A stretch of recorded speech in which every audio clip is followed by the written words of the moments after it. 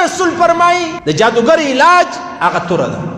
سر به ورپرې کوي. ولې؟ ځکه دا هغه سړی دی چې دا کفریات کوي، دا هغه سړی دی چې د خالق دعوا یې کړې ده، دا هغه سړی دی چې د خلکو کورونه ور خرابوي، دا هغه سړی دی چې د خلکو په مابین کې افتراق او جدایي چې دا هغه راولي. حضرت عمر فاروق رضی الله تعالی عنہ چې کله امیر المؤمنین سو نو یې قرار علامه ابن حجر هیتمی لیکلی دي، قرار اعلان وکړي چې کوم جادوګر دی کومه جادوګره ده دا مړه کوي. بیا د حضرت عمر فاروق رضی الله تعالی عنہ په زمانه کې 3 جادوګران چې دی هغه قتل کړو، هغه مړه کړلو. جادوګران یې قتل کو او مړه کو. او د الله رسول فرمایي د جادوګر علاج هغه توره ده، سر به ورپرې کوي. ولې؟ ځکه دا هغه سړی دی چې دا کفریات کوي، دا هغه سړی دی چې د خالق دعوا یې کړې ده، دا هغه سړی دی چې د خلکو کورونه ور خرابوي، دا هغه سړی دی چې د خلکو په مابین کې افتراق او جدایي چې دا هغه راولي. او بیا حضرت عمر فاروق رضی الله تعالی عنہ خپل بچی عبدالله ابن عمر رضی الله تعالی عنہ دا واستوي خیبر لره، خیبر لره چې واستوي په خیبر کې الته یهود ډیرو. الله دې تباہ کړي، الله دې هر یو جلا جلا جهنمی کې موږ تباہ کړو، موږ برباد کړو، زموږ بچان، زموږ لوڼې، زموږ خویندې، زموږ ورونه، زموږ هغه پاک کوم ذکر در په در کړه. الله پاک دې په خپل عظمت په خپل قهر باندې پر دې باندې وقهریږي چې د دې نم و نشان چې دی هغه میټاو سي. نو عبدالله ابن عمر چې کله خیبر لره ولاړی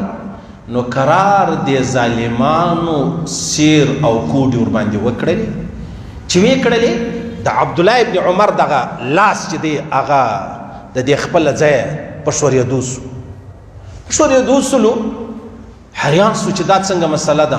چې کله حضرت عمر فاروق رضی الله تعالی عنہ په دې خبره خبر سو، بیا له خیبره دا ټول جهنميان چې دی هغه وایستل.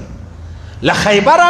اعلان وکړي چې تاسو بل دې علاقې غورځئ، تاسو به دا علاقه پرېږدئ، بیا دا ټول جهنميان تر نن ورځې چې کم دي پر ایمان او پر اسلام الله پاک مرګ ورنکړي، دا جهنميان چې دی هغه وایستل له خیبره څخه. او عجبه خبره ده. فرمایي علامه ابن حجر هیتمی فرمایي یو جادوګر و ساحر و، هغه به پر رسۍ باندې روان و. نو رسۍ جار کړې وله دا لا پخوا به موږ سرکس مسکس وګوره، اوس دا کیسې خو اوس نشته، ختمې شوې که څنګه پنجاب کې بلایي. دا بیا رسۍ جار کړې او پر دا رسۍ باندې به سړی روان و. څه به خامخا یو کمالو کېدلی شي، کمالو پر تللی به سلو، څه چې و هغه جادو سیر ولو، ده به دغه چم کوي پر رسۍ به تلی و راتلی.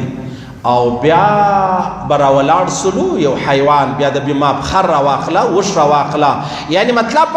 په خوله به ننوتی، بیا به راووتی له بله ځایه. حضرت جندب رضی الله تعالی عنہ په دې خبره خبر سو چې خبر سو توره راواخصله چې رالی د خلکو ته تماشه ښکاره کوي، یو واره داسې سي بیا داسې سي بیا هغسې قرار راولاړ سو په دا توره باندې سر ورپرې کوي.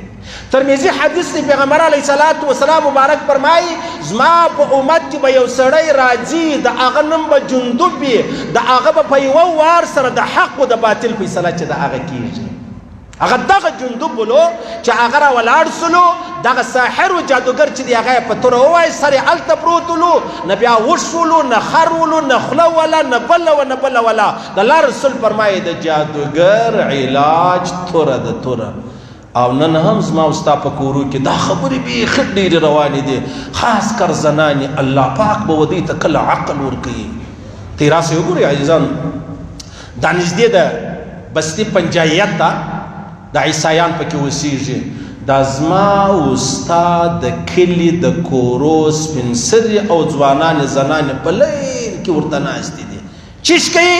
راولاړېږي، کوډې کوي، سیر کوي، جادو کوي. یو هلک راته ویلې مولوي صاحب دلته ورغلم ما د جادو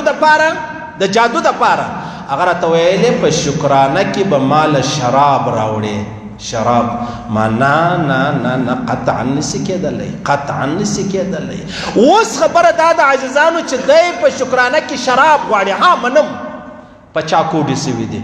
د کوډو د خلاصون د پاره بیا که چاله راورلې په دغه جادوګرانو کې چې 2 روپۍ واخله زما دا مشکل دی دا خو د دې دپاره نه دی چې ما او تا ورځو په ده باندې کوډې کوئ چې موږ د فلاني کور خراب کوي یا لکه چې ما او تا بیمار سو ناجوړه سو یو کافر لره ورسو علاج ورباندې کوو نو چې په کافر ما او تا علاج کولی سو دلته په دا دوزخي باندې هم کولی سو چې ورسو مطلب 100 روپۍ ورکړي او بیا هغه مسله چې د هغه چې سي هغه مسله چې د هغه خلاصي دا اوس کې 2-3 ورځې مخکې یو ځوان راغلی چې رالو مولوي صاحب زما د واده 4 کال دی زه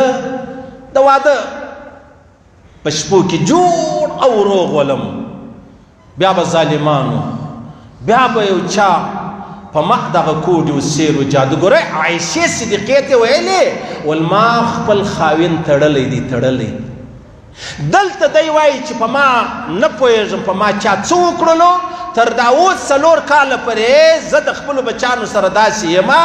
لکه بیا ادبي دې ډېره معافي لکه ورور او خور چې څنګه ژوند سره تېروي ډېر پریشانه یم او زما دپاره څه کول پکار دي بچان مې هم ډېر پریشانه دي او اولاد لرم نه لرم دا څوک دا دغه زنانې کوي یوه زنانه چاته وایي ستا بچی راکړه نه در کوم نه راکوي یا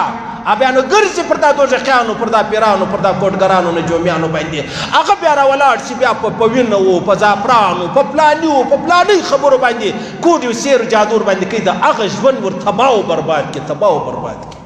ما بل بیان کې درته ویل زه یو ډېر محترم شخص له په دا اوس کې ورلم ډېر محترم علیحده زیارت له ورلم ملاقات له ورلم دا د هغه کم عقل و فکر و بزرګي و چې ورالم ډېر پریشان و ما در اوس ملاقات هم نو ورسره سوی د نامه مې ډېر اورېدلی وم بیا مې حلوال ورسره وکړئ ولې داسې پریشانه یې ولې بیمار یې ول دا خو یې چا کوډې راباندې وکړلې کوډې څنګه در باندې کولې ول ما د ټول وطن اسپتالونه راوغوښتل علاج مې کوئ هغه هېڅ یوه بیماري مې نه درلوده ما ته چا وویل چې یاره اغا خان کې راته وویلې چې ته لږ ښه دا یو عامل لره ولاړ سه یو نیک عامل پیدا که دا ګوندې په تا په یو تعویض ماویز شی سوی نه یي ول زه چې رالم یو عامل لره بیا عامل ماته بالکل ډېر زورور تعویض یې در باندې کړی دی زورور نه هغه کفریه کلمات شرکیه کلمات هغه د انسان د جهنم وړ کلمې چې دي هغه یې پکې لیکلي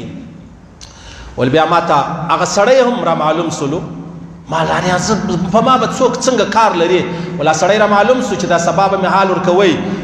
چې تا دا زما سره څه چم وکئ ما په تا کړي څه ولو ولا هغه خپل ځان په خپله مړ کړي په دا خبر سلو چې دا مسله خو راله هغه د خبره دې ځای ته راورسېدله چې مې ګویانې به کېدلې څه خبرې به سره کېدلې خبر سو هغه کوز هغه کور هغه کس هغه څوک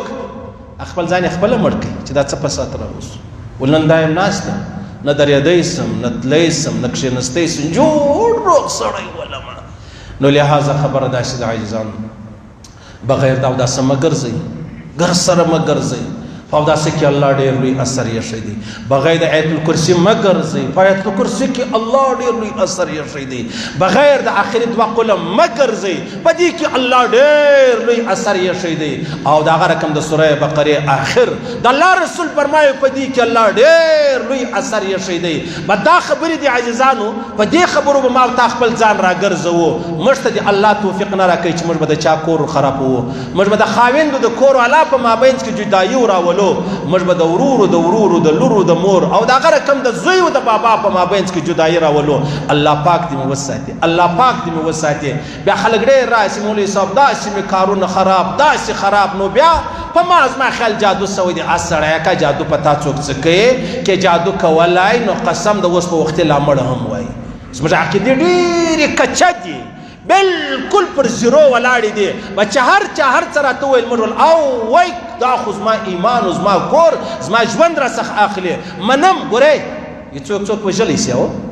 وهلی سي ګزارولی سي په وینه سور کولی سي نو د هغه رقم کوډ یې ورباندې کولی سي صحیح سلو اوس که سړی وایي چې یاره دا خو هر څه کېدو والا الله دی او په دې خبره کې خو شک نشته د دعوت تبلیغ مقصد دا دی هر څه کېدو والا الله دی خو د اسباب دنیا ده موږ نه وینو چې په دنیا کې خلک یو بل سره وژني موږ نه وینو چې یو سړی راولاړ شي خپل ځان په خپله وژني موږ نه وینو چې یو سړی راولاړ شي بجلی تارو ته وخېږي ځان ته کرنټ ورکړي ستا دا خبرې او نو کوډې سیر او جادو چې دی هغه هم ستا. الله دې د ټولو مسلمانانو حفاظت وفرمایي. الله پاک د هر چا په کور کې دا مشکل دی الله دې په خپل عظمت دا مشکل لري کې او منزل دی اکشنۍ مخپام نو سړی هغه مې راخستی وای د ښکاره کړی مې وای هغه وایست پاکې ډېر لوی اثر دی پاکې به خټ ډېر لوی اثر دی. ټول د شیخ صاحب رحمه الله شیخ زکریا صاحب رحمه الله د هغه بچي هغه آیاتونه هغه دعاګانې را جمع کړي دي چې هغه د سیر د کوډو د جادو دپاره ډېر مهم دي. او دا خبر هم نه ده چې ماښام یې ووایه سار د چیش غواړې سار غواړې چې یاره زه په فرق نه یم پوه سوی که یې به دا عمل به کوې مسلسل به کوې بیا به الله پاک و تا ته په دې کې یو شی درکوي.